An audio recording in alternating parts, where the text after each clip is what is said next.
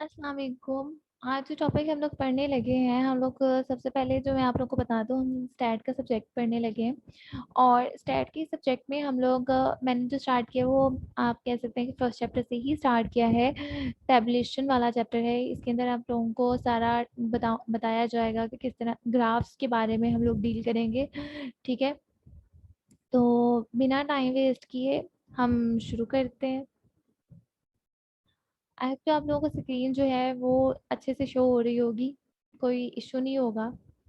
तो स्टार्ट करते हैं हम लोग। हमारा collection, tabulation and presentation of data का चैप्टर है, चैप्टर नंबर 11 है। और इसके अंदर मैं आप लोगों को सबसे पहले जो है वो इसकी बेसिक बेसिक चीज़ें बताऊंगी।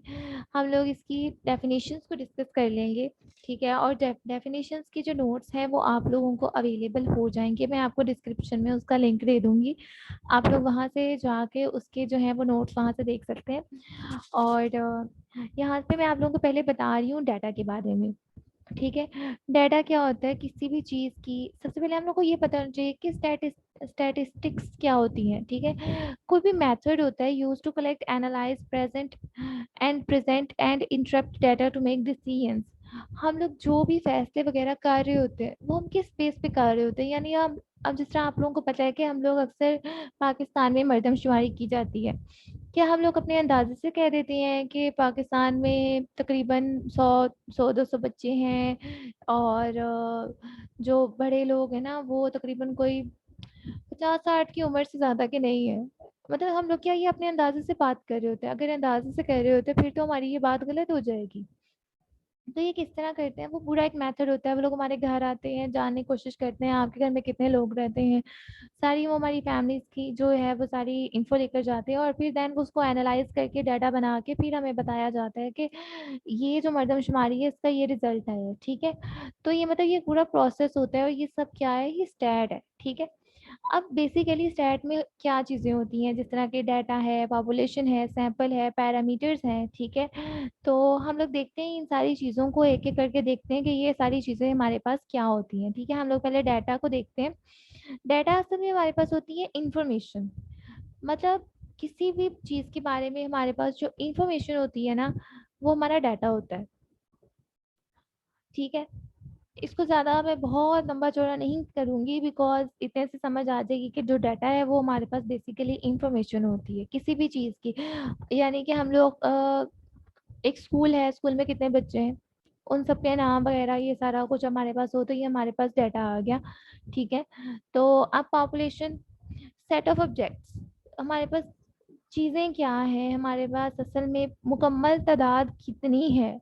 यानी अगर हम लोग एक स्कूल की बात करें तो हम स्कूल में किसी एक क्लास को लेकर बात नहीं करेंगे, हम पूरे स्कूल की बात करेंगे। स्कूल में जितने बच्चे हैं तमाम की बात करेंगे, वो खा किसी भी क्लास क्यों ना हो। ठीक है, और जब हम बात करते हैं ना सैंपल की, तो वो सब पार्ट होता है किसी पॉपुलेशन का। फिर हम लोग ये नहीं करेंगे कि हाँ कितने बच्चे, मोस्टली कितने बच्चे जो है वो स्कूल के वो लायक है। तो हम लोग क्या करेंगे, हम लोग कोई एक क्लास पकड़ेंगे, वहां पे देखेंगे कि हाँ इतने बच्चे इस क्लास के लायक है, तो समझो स्कूल के इतने लायक होंगे। ठीक है, तो ये हम लोगों ने सैंपल लिया, सैंपल से हम लोगों ने सैंपल से डील करके ना हम लोगों ने नेक्स्ट आगे एज्यूम कर लिया सारा कुछ। अब हमारे पास पैरामीटर क्या होता है? पैरामीटर बेसिकली हमारे पास होती है परसेंटेज। ठीक है, डिस्क्रिप्टिव मैयर होती है पॉपुलेशन की। ठीक है, परसेंटेज होती है, हम कोई भी चीज़ मतलब हम लोगों ने जब पॉपुलेशन को मैयर किया है ना, तो हम लोगों ने उसको परसेंटेज में जब मैयर कर लिया तो वो हमारे पास उसका पैरामीटर आ जाएगा। ठीक हो गया, तो उसके बाद हमारे पास जो अगली चीज़ आती है ना, वो हमारे पास आती है स्टैटिस्टिक। मैंने आप लोग को पहले स्टैटिस्टिक्स का बताया, और अब देखिए न्यूमेरिकल वैल्यू ऑफ सैंपल, यानी इसको, इसकी दो चीज़ें, यानी कि हम इसको मेथड, हम इसको कलेक्शन भी करते हैं, और देन फिर हम लोग जो है वो इसको भी वैसे हम लोग परसेंटेज में ही काउंट करते हैं। ठीक है, आगे दिन ये आप लोगों को नज़र आ रहा होगा यहाँ पर, उसने हमें बताया हुआ है इसकी टाइप्स। ठीक है, हम इसकी टाइप्स पे चलते हैं। डाटा की टाइप्स क्या होती हैं? डाटा की बेसिकली जो टाइप्स होती हैं वो होती है एक वेरिएबल। वेरिएबल में हम लोग देखेंगे डिफरेंट चेंजिंग वैल्यूज, मतलब वेरिएबल मुख्तलिफ। ठीक है, वेराइटीज। अब देखें इसके अंदर होती है क्वांटिटेटिव। ठीक है, एक क्वांटिटेटिव होती है और एक होती है क्वालिटेटिव। क्वांटिटेटिव यानी कि मिकदार, ठीक है, मेजर्ड न्यूमेरिकली ना।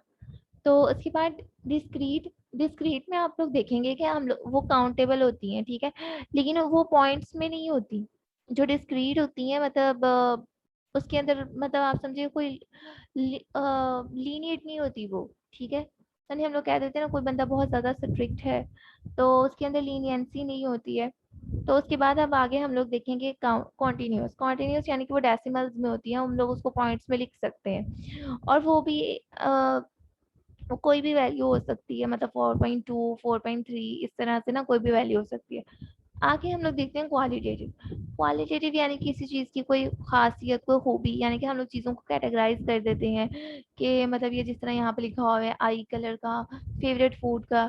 तो इस तरह से जिन चीजों को हम लोग इस तरह से कैटेगराइज कर देते हैं ना वो हमारे पास आ जाती है क्वालिटेटिव में।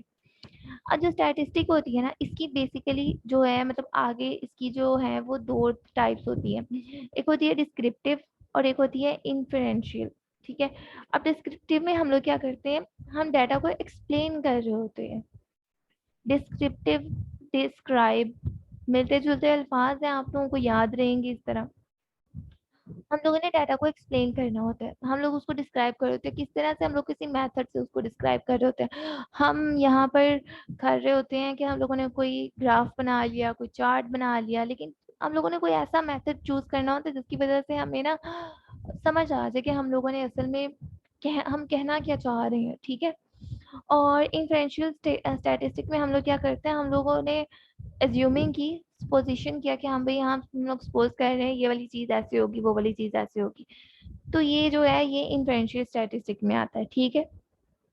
यानी कि हम लोग इसके अंदर पेशेंट गोइयां करते हैं, हम लोग इसको हम लोग इससे ना मतलब फ्यूचर में क्या होगा हम उसके बारे में डील कर रहे होते हैं। कि मतलब जिस तरह इस साल इतनी पॉपुलेशन है तो मे बी अगले साल इतनी पॉपुलेशन हो जाए। इस किस्म की जो चीजें होती है ना ये हम फोरकास्टिंग कर रहे होते हैं कि हमारे रिसोर्सेज जो हैं मतलब पाकिस्तान में आप देखें कि जिस तरह से आजकल लोग यूज कर रहे हैं रिसोर्सेज जो है वो कम है। तो हम कह रहे हैं कि हम इन रिसोर्सेज को सेव कर लें, नहीं तो हमारे साथ हमारे पास जो है वो अगले सालों में जाके रिसोर्सेज मजीद कम हो जाएंगे। तो ये एक तरह की फोरकास्टिंग होती है, ठीक है। उसके बाद हम लोग देखते हैं summarisation of data. Summarisation of data का मतलब कि हम लोगों के पास जितना डाटा होगा हम उसको समराइज कर लेंगे, कंसाइज कर लेंगे, कम करके ना बेसिक डाटा उसके अंदर से जो है वो कंक्लूड कर लेंगे। वो किस तरह से करते हैं उसकी भी आगे से है, हम क्लासिफिकेशन कहते हैं। हम जितना रैंडम डाटा होता है उस सबकी ग्रुपिंग कर लेते हैं। यहाँ भी हम क्या करते हैं, हम टैबुलेशन कर लेते हैं, हम टेबल्स बना लेते हैं। टेबल्स हम बनाते हैं, उस टेबल्स असल में हम लोग टैबुलेशन या टेबल्स बनाना किसको कहते हैं, हम उसकी सिस्टमैटिक प्रेजेंटेशन कर रहे होते हैं डाटा की, ठीक है। और जब हम सिस्टमैटिक प्रेजेंटेशन करते हैं डाटा की तो उससे क्या होगा, हमें चीजें मजीद जो है वो क्लियर होने लग जाती हैं, ठीक है। तो ये इसकी कुछ बेसिक जो है वो इसके अंदर डेफिनेशंस थी। तो ये देखें इसके अंदर यहाँ पे एरे का भी बताया होगा। एरे मतलब वो चीजें जो कि देखें कोई रैंडम डाटा है, यानी कि ये वाली चीज यहाँ लिखी है, ये वाली चीज यहाँ लिखी हुई है, तो हम उसको एक सीक्वेंस में ले आते हैं, ठीक है। हम उसको असेंडिंग और डिसेंडिंग ऑर्डर में लिख लेते हैं, तो उस चीज को हम लोग कह देते हैं एरे, ठीक है। आगे next frequency distribution. Frequency distribution क्या होता है कि मतलब एक हमारे पास डाटा लिखा हुआ है, अब उस डाटा में एक ही चीज कितनी बार रिपीट हुई है हम उसको नंबरिंग दे देते हैं, और उसको हम लोग क्या कह देते हैं, हम उसको कह देते हैं ये इसकी फ्रीक्वेंसी है, ठीक है। हम लोग उसको वैसे बता देते हैं कि ये वाला जो हमारे पास डिजिट है ना ये इतनी बार आया हुआ है। अब कुछ होती है टैली करना। टैली करना बेसिकली क्या होता है, हम लोग क्या करते हैं चार लाइनें वैसे लगाते हैं, मतलब हम लोग इसको देखते हैं फ्रीक्वेंसी से, हम लोगों ने चार लाइनें वैसे लगाई और पांचवी लाइन से उसको काट दिया। तो इस तरह ही हमारे पास फ्रीक्वेंसी को देखना और ज्यादा इजी हो जाता है। वैसे मेरे ख्याल में ये उन्होंने एवं ही लगाया हुआ है, लेकिन खैर अब पढ़ना तो है। तो वैसे फ्रीक्वेंसी में हम लोग वैसे देखें हमें पता चले भाई 13 है, इस तरह हम देखेंगे अच्छा ये भी कटा हुआ है, ये भी कटा हुआ है, ये 10 हो गया, और फिर ये क्या है 1 2 3, चलो ये 3 हो गए। तो अब हम लोगों के लिए वैसे उन्होंने ये एक लाइन लगा के इसको काट के ये इजी तो कर दिया, लेकिन मेरे ख्याल में तो ये फ्रीक्वेंसी वैसे लिखी हुई इजी थी, लेकिन खैर इसको याद तो करना है।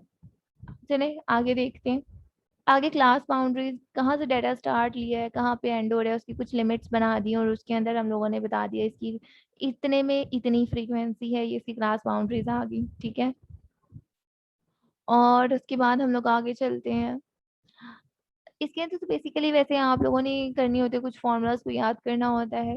ये देखिए जिस तरह यहाँ पर ये वाला फॉर्मूला लिखा हुआ है, class width, upper class boundary और लोअर क्लास बाउंड्री, इन दोनों को आपस में जो है वो हम लोग माइनस करेंगे तो हमारे पास क्लास विड्थ आ जाएगी, ठीक है। ये हम लोगों को बताया हुआ है यहाँ पे।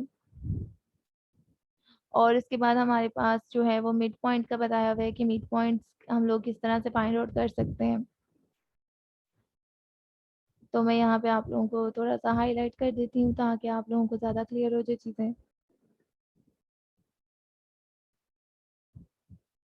ये देखें आप लोगों के पास क्लास विड्थ जो है इसका फॉर्मूला आ गया। और इसके बाद है ना आप लोगों के पास यहाँ पर मिड पॉइंट का फॉर्मूला आ गया। मिड पॉइंट में आप लोगों ने उन दोनों को आपस में ऐड करना है और देन 2 से डिवाइड कर देना है, तो ये आप लोगों के पास मिड का फॉर्मूला आ जाएगा, ठीक है। अपर क्लास बाउंड्री और लोअर, यानी कि इन दोनों को आप लोग पकड़ेंगे, ऐड करेंगे, 2 से डिवाइड कर देंगे।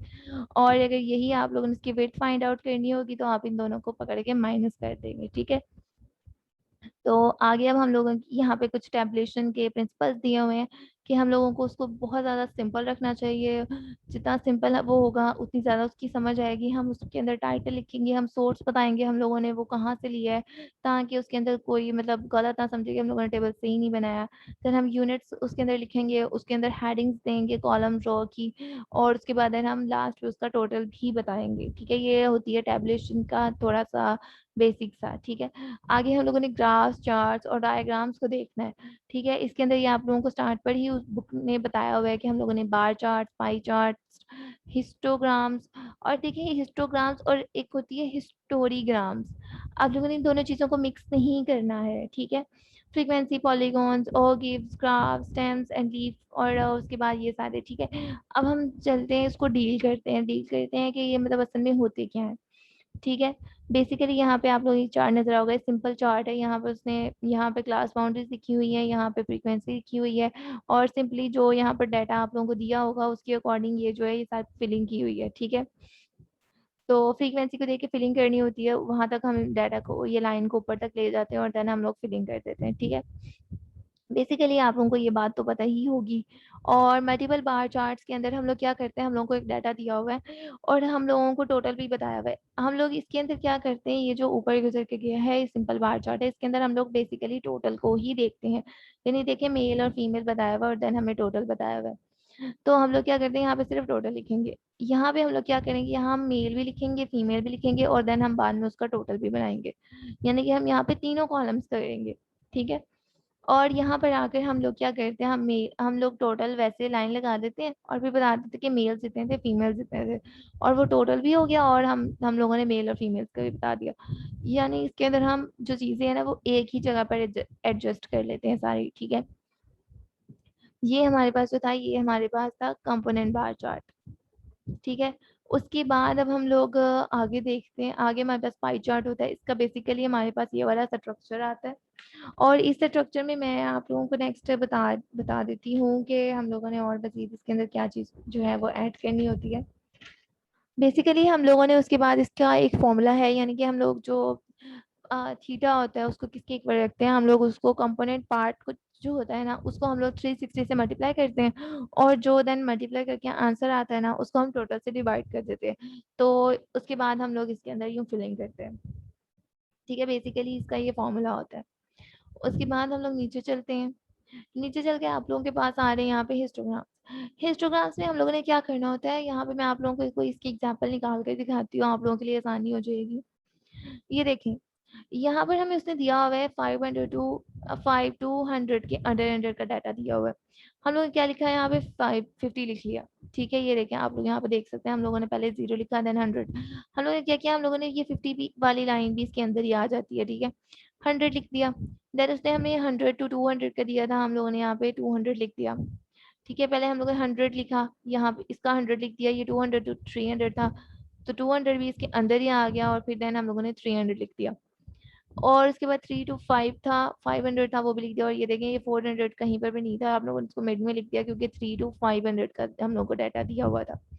देन 500 से ऊपर का दिया हुआ हम लोग 700 तक चले गए। ये आप लोगों की अपनी मर्जी, आप लोग 8 चाहे तो 800 तक भी जा सकते हैं। आप लोगों ने क्या किया, ये जो क्लास बाउंड्रीज आप लोग सिंपल में लिखते थे, इसके अंदर आप लोगों ने ये जो लोअर क्लास बाउंड्री थी ये वाली सारी लिख दी यहाँ पे, ठीक है। उसके बाद यहाँ आप लोगों ने साइड पर फ्रीक्वेंसी लिखी और देन आप लोगों ने इसको बना दिया। इसके अंदर बेसिकली हम लोगों ने करना ये होता है कि हम लोग टोटल वाली क्लास बाउंड्री नहीं लिखते, बस लोअर क्लास बाउंड्रीज लिख देते हैं और हमारा काम हो जाता है, ठीक है। और उसके बाद हम आगे देखते हैं। आगे हमारे पास आती है फ्रीक्वेंसी पॉलीगॉन करना। इसके अंदर भी सेम वही कुछ होता है जो हम लोग हिस्टोग्राम में करते हैं, सारा डाटा वैसे ही बनाकर लिख दिया। लेकिन अब हम लोगों ने इसके अंदर फर्दर क्या करना है, हम लोग ये जो लाइंस लगाते हैं ना यहाँ पर, ये वाली लाइंस, हम यहाँ पे ये लाइंस नहीं लगाते, हम इन लाइंस की जगह पे डॉट्स लगा देते हैं। डॉट्स लगाने के बाद हम उन डॉट्स को आपस में मिला देते हैं।